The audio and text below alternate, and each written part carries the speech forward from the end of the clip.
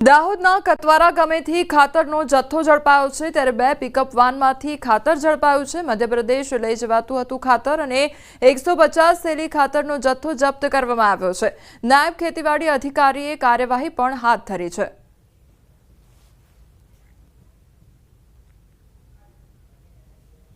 મધ્યપ્રદેશની ગાડીનો માલ છે ને એ લગભગ આપણે પીપળોદ આજુબાજુથી ભરવામાં આવેલો છે એવું લાગી રહ્યું છે પ્રાથમિક રીતે અને એ ખેડૂતોને ઊંચા ભાવે બોર્ડરના વિલેજીસમાં વેચવા માટે લઈ જતા હોય એવું લાગી રહ્યું છે। ગીર સોમનાથ ખાતે કેન્દ્રીય મંત્રી મનસુખ માંડવિયાએ ધર્મપત્ની સાથે સોમનાથ મહાદેવના દર્શન કરી પૂજા અર્ચના અને જળાભિષેક કર્યો। તેમની સાથે જૂનાગઢના સાંસદ રાજેશ ચુડાસમા, પૂર્વ કેબિનેટ મંત્રી જશા બારડ અને સ્થાનિક ભાજપ નેતાઓ પણ હાજર રહ્યા। સોમનાથ ટ્રસ્ટના જનરલ મેનેજર વિજયસિંહ ચાવડાએ મંત્રીનું અભિવાદન કરી સ્મૃતિ ભેટ અર્પણ કરી। તો મનસુખ માંડવિયા દ્વારા સોમનાથ મહાદેવની મુલાકાત લેવામાં આવી અને સોમનાથ મહાદેવના દર્શન કરવામાં આવ્યા। સાથે જળાભિષેક પણ કરવામાં આવ્યો। તેમના ધર્મપત્ની સાથે તેમના પરિવાર સાથે તેઓ સોમનાથ ખાતે પહોંચ્યા હતા અને ત્યાં તેમના દ્વારા ભગવાનના દર્શન કરવામાં આવ્યા છે। આ સાથે અન્ય કાર્યકર્તાઓ પણ ત્યાં આગળ ઉમટી પડ્યા હતા અને તેમના દ્વારા પણ ભગવાનના દર્શન કરવામાં આવ્યા છે। જૂનાગઢ જિલ્લાના મેંદરડાના યુવાન નઝીમ સાંધે કમાલ કરી છે। શેરડીના છોતરામાંથી મિલ્કી મશરૂમ ઉગાડવામાં સફળતા મેળવી છે। માત્ર 5 બાય 6 ફૂટના રૂમમાં આર્ટિફિશિયલ વાતાવરણ બનાવી પોષણયુક્ત અને ઊંચી કિંમતવાળું મશરૂમ ઉત્પાદન કરવામાં આવ્યું છે।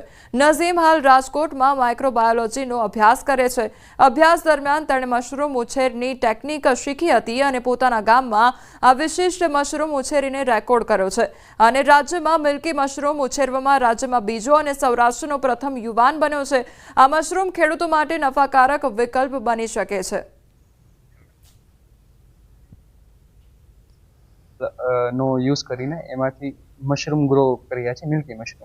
મિલ્કી મશરૂમ એક મશરૂમની પ્રજાતિ છે જે ઓયસ્ટર, બટન મશરૂમ અને પેડિસ્ટર મશરૂમ જેવી જ હોય છે, જેનો આપણે પિઝા, બર્ગર અથવા તો કોઈ પણ નાની મોટી ફાસ્ટ ફૂડમાં તેમજ ઘણી બધી રીતે ઉપયોગ કરતા હોય છે પ્રોટીન પાવડર તરીકે। ધોરણ 1 થી 8માં નવી મૂલ્યાંકન પદ્ધતિમાં ફેરફાર કરવામાં આવ્યો છે। દર સપ્તાહે લેવાતી એકમ કસોટીમાં ફેરફાર કરવામાં આવ્યો। હવેથી દર 3 મહિને શાળાઓમાં ત્રિમાસિક કસોટી લેવામાં આવશે। સાથે સાથે મૂલ્યાંકન સાથે પણ હવે મૌખિક મૂલ્યાંકન પણ કરવામાં આવશે અને પ્રવૃત્તિ આધારિત મૂલ્યાંકન કરવામાં આવશે। મૂલ્યાંકન પદ્ધતિમાં ફેરફારના નિર્ણયને શાળા સંચાલક મંડળે પણ આવકાર્યો છે। આ ઓટોમેટિક પેલા બાળકોને પણ એક રાહત રહેશે। આ બાજુ જે શિક્ષકો છે એમને ક્લાસરૂમમાં ભણાવવાની મજા આવશે। સાથે સાથે એમનું જે બિનજરૂરી કામ હતું એટલે વૈતરું હું કહું છું એ બિનજરૂરી બંધ થશે। હવે સર્વગ્રાહી મૂલ્યાંકનની જે બાબત છે ખૂબ આનંદની વાત છે, કારણ કે આમાં વાલીનું ઇન્વોલ્વમેન્ટ હશે, વિદ્યાર્થીનું હશે, વિદ્યાર્થીના સહપાઠી એટલે એની સાથે બેસવાવાળા એના મિત્રનું હશે અને આ રીતે સૌને સાથે રાખી અને જે એનું ધોરણ 1 થી 8માં સર્વગ્રાહી મૂલ્યાંકનવાળી બાબત છે। સચિવાલય સ્ટાફ એસોસિએશનનો સીએમને પત્ર લખવામાં આવ્યો છે।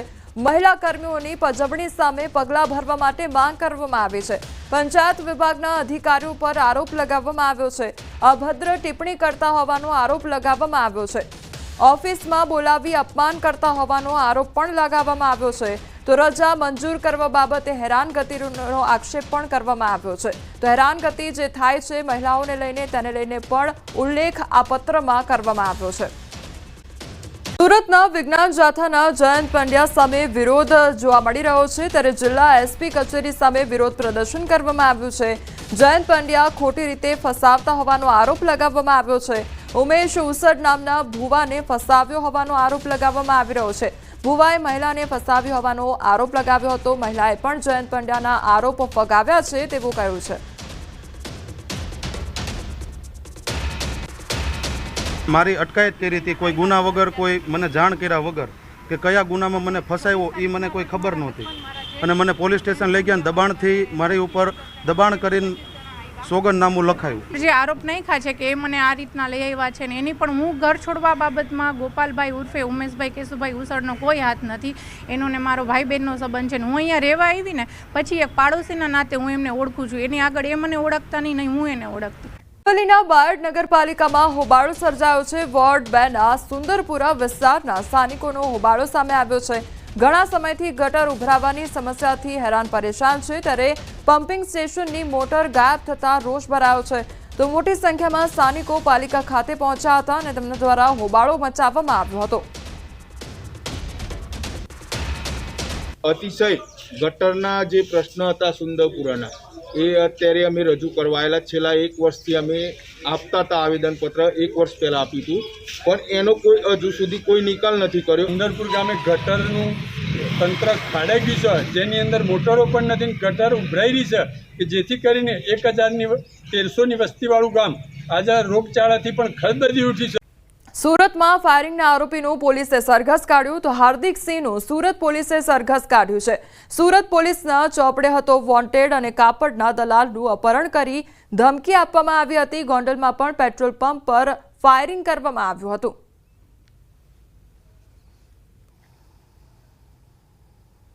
ટીબડા ખાતે પેટ્રોલ પંપ પર ફાયરિંગ કરનાર હાર્દિક સિંહ નામના આરોપીની પોલીસે ધરપકડ કરી છે.